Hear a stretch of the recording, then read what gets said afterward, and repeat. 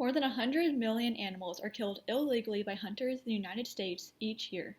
Today, my group and I are going to discuss the top 5 animals these poachers are affecting. Our goal is to inform about why and where these animals are being poached and the laws concerning poaching. The animals being discussed today are tigers, whales, pangolins, elephants, and rhinos. First, I'll be discussing wild tiger poaching. Throughout the world, the remaining wild tiger population is facing its greatest threat, poaching. Only 3,000 tigers remain in the world today, and every day, extinction looms closer and closer. There are a total of 13 countries across Asia that still have wild tiger populations. I am going to discuss why tigers are poached and the laws that are supposed to protect against wild tiger poaching.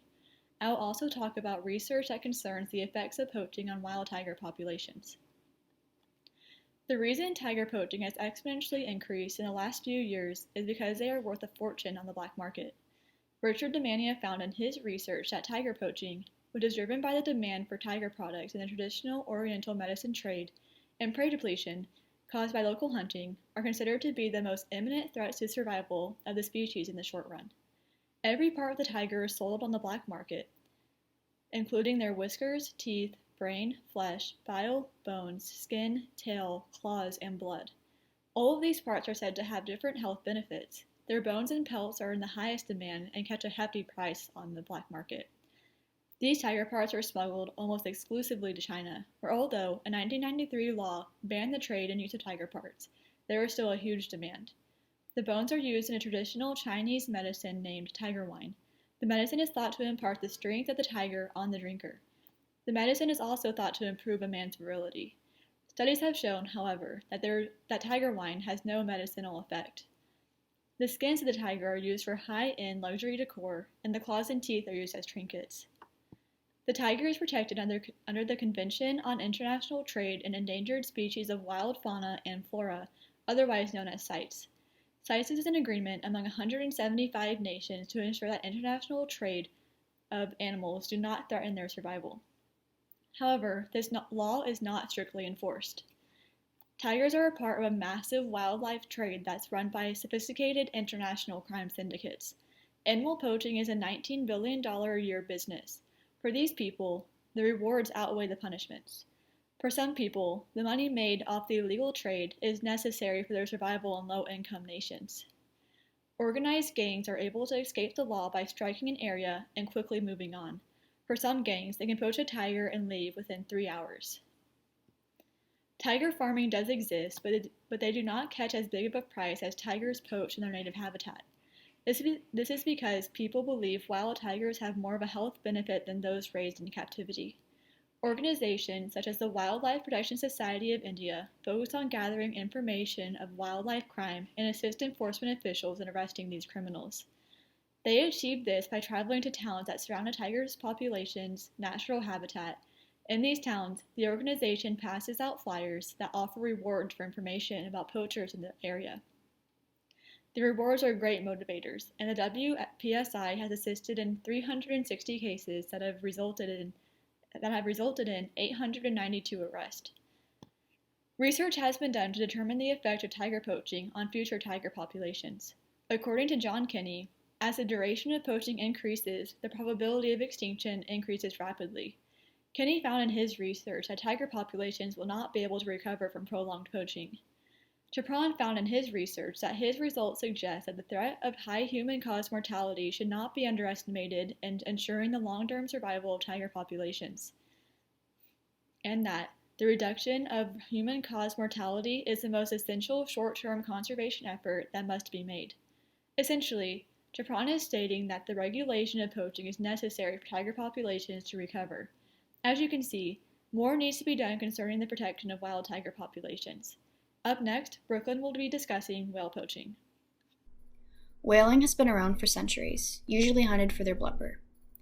But in our current periods, they have now been commercially hunted for their meat, blubber, and the oil they produce when the blubber breaks down. As far as the meat goes, whale meat has become known and labeled as a luxury meat. In fact, according to the author of the journal article, Putting Prices on Whales to Save Them, her name is Hope Babcock, and she explains that restaurants in Greenland have been serving endangered bowhead whale meat to tourists and has also been serving it in its grocery stores as well. This is also happening in Japan, who is known for their heavy commercial whaling, where the whale meat is served in high-end restaurants around the city. But, however, according to another study produced by Andy Ottaway, the author of a chapter in the book, The Global Guide to Animal Protection, while paraphrasing, states that while whale meat actually poses severe health risks to customers due to its high levels of mercury and other toxins from the whale's body, it poses as inedible. As to the laws placed to stop this commercial whaling, I noticed that these implemented bans and laws, they have not been heavily enforced. According to Ottaway, the same author I previously mentioned, paraphrasingly, he states that since the 1896 commercial whale ban was implemented, over 30,000 whales have been slaughtered, and every year the number continues to rise, which does not include the smaller whale species, due to the fact that that specific ban does not protect their species. Ottaway also states that in Japan in 1986, which is the same year, over 500,000 dolphins and nearly half of the smaller whale population were killed, and that is only in Japan. That does not include Norway or Iceland. Ottaway also describes the whaling process as very barbaric, while providing in great detail what the whales go through. Ottaway even gets the gunners themselves to publicly admit that if the whales could scream, the industry would fail and stop. Paraphrasing, while the whale process begins, because his words are very gruesome, when the whales are dragged from the water and brought up onto the ship, the author states that while the whales may still be alive and fully conscious, they are butchered on the deck of the ship. To better place the locations of this poaching industry, they mainly are taking place, like I said, in Japan, Norway, and Iceland. But sadly, so far, one country out of the 3 taking initiative to stop commercial whaling is Iceland. Even in these recent years, Japan and Norway still drudge the oceans looking for their next whale to take. For years, the International Whaling Committee has tried to restrict, Japan especially, from their commercial hunting, but according to Virginia Morell, the author of the article Killing Whales for Science, states that Japan has started backing out of their agreement to the International Whaling Committee and started to increase their hunting for scientific research.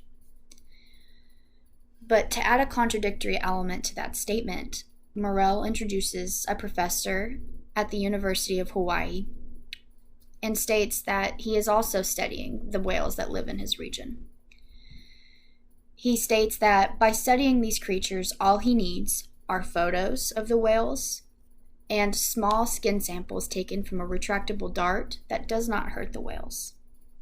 So by saying that, the author shows that Japan's action for killing 50 different species of whales annually is just unnecessary. As for hopes of stopping this form of hunting, unfortunately involving the International Whaling Committee, there has been recent allegations stating that the commercial whaling will still be continued. It will not stop. Next will be Kaylee speaking about the pangolin poaching. Let's talk about pangolins. I'm here to inform you about the poaching that is happening with the pangolins, both the Chinese and the Sunda pangolins. Pangolins are being poached for many different reasons: medicinal, cultural, even for their meat.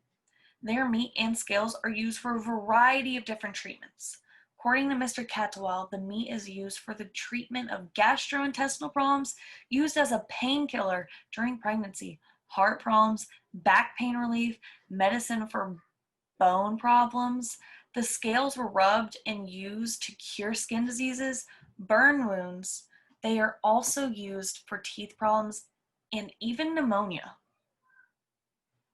In some cultures, the pangolin scales have been known to be lucky when it comes to fertility. Women will wear a scale around their neck, just like a necklace with a pendant, for good luck during ovulation and conception. The scales will also be placed by the baby's bed to prevent communicable diseases. Other cultures believe that they're bad luck and are the destroyers of nature. And some even claim if they're eaten, it will cause death. In the article titled Poaching is More Than an Enforcement Problem, written by Challenger and Douglas, the pangolins weigh anywhere from 8 to 73 pounds. With that being said, one Chinese pangolin has the retail value of 1,550 US dollars. And that's just for one. And that price trend is only increasing. These Sunda pangolins retail value is 1,550 US dollars, and that price trend is increasing as well. There is a list of laws to help identify the poaching of pangolins. Pantel and Chen, who laid out a workshop on the trade of pangolins, listed many of those laws. One being that if you are caught with the animal, you would be in more trouble both financially and criminally than someone who did not have the animal seized. Pantel and Chen states that if illegally hunted and killed, the agency in charge of the wildlife protections will confiscate the specimens, the weapons used, the gains, revoke any concessionary certificates for hunting, and impose a fine 10 times the value of the seizure. So just imagine if you were caught with one pangolin, you will be facing a fine of $15,500. If the specimen could not be found or seized, then there will be a fine below $150.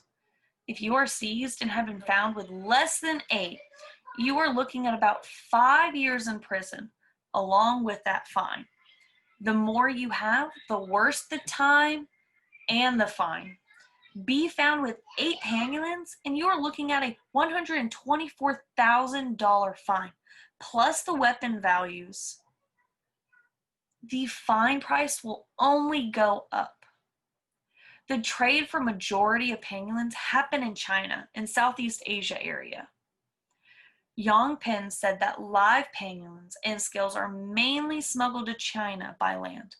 If they are purchased in Southeast Asia, then they are brought to China by sea using the coastal ports of Guangdong, Fujian, Yantai, and Shandong. While in Nepal, the trade route is very difficult to track, making it hard to catch those poachers. Now that I have informed you about the pangolins, let's move on to the next animals being poached. And that's going to be the one and only elephants. History focuses on the wars and bloodshed of man, but rarely considers the damage it has done to nature. One instance in particular is the elephant, which is one of the main animals being poached today.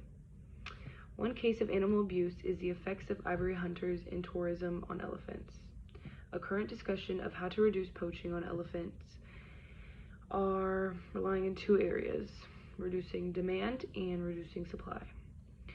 In the article of Elephant Poaching, National Corruption, and Global Ivory Price, the author speaks on recent high-level political summits and a number of ivory destruction events that have increased poaching in the international agenda profusely. Not only are elephants a major impact to Africa's ecosystem, but they also play a huge role in ecotourism.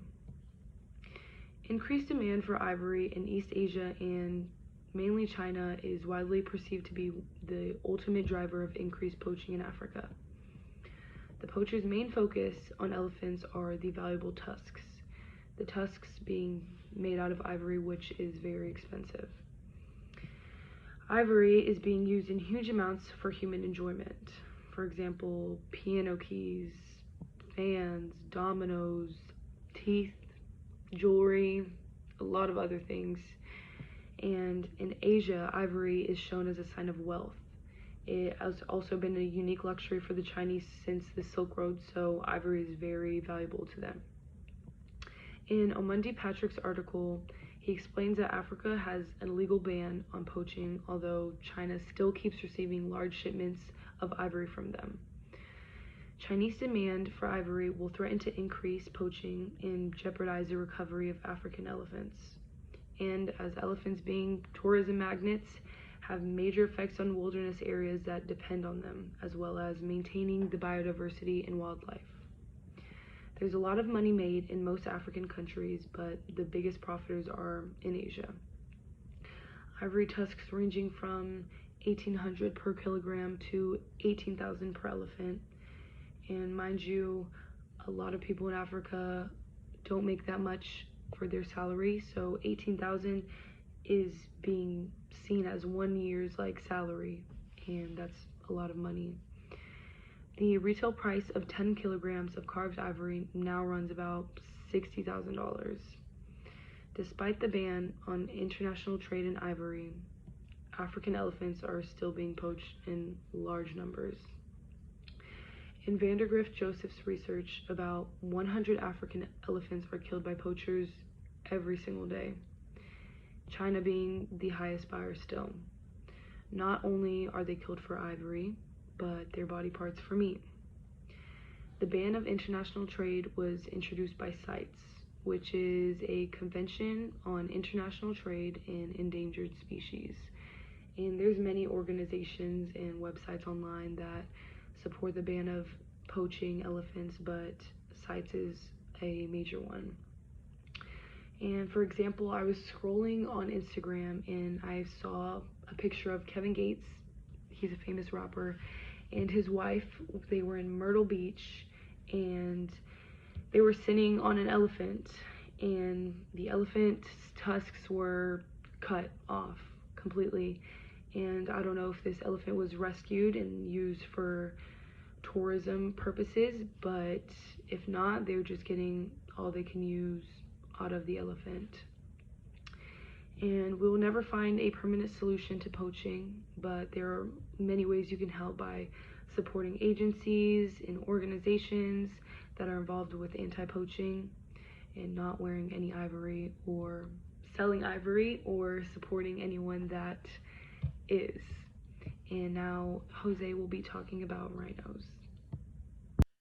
In this photo taken by wildlife expert Martin Mulama of the World Wildlife Organization is Sudan, the last male of the northern white rhinos. Sudan actually passed away in 2018, leaving behind only 2 other northern white rhinos, both of them female. Due to the loss of Sudan, the extinction of their kind seems inevitable. Now you may be wondering why there are only 2 of their kind left, and one of the biggest factors for that is what I want to talk to you about today, which is animal poaching.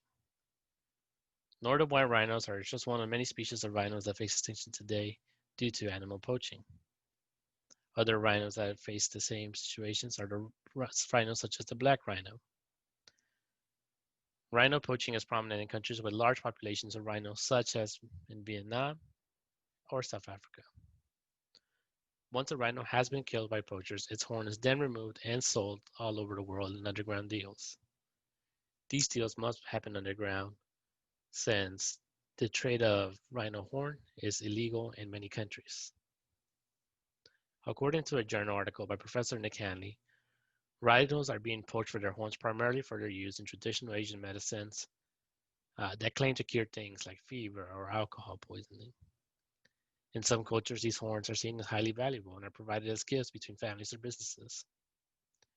In other cultures, the horn is used as an ingredient for luxurious cuisines.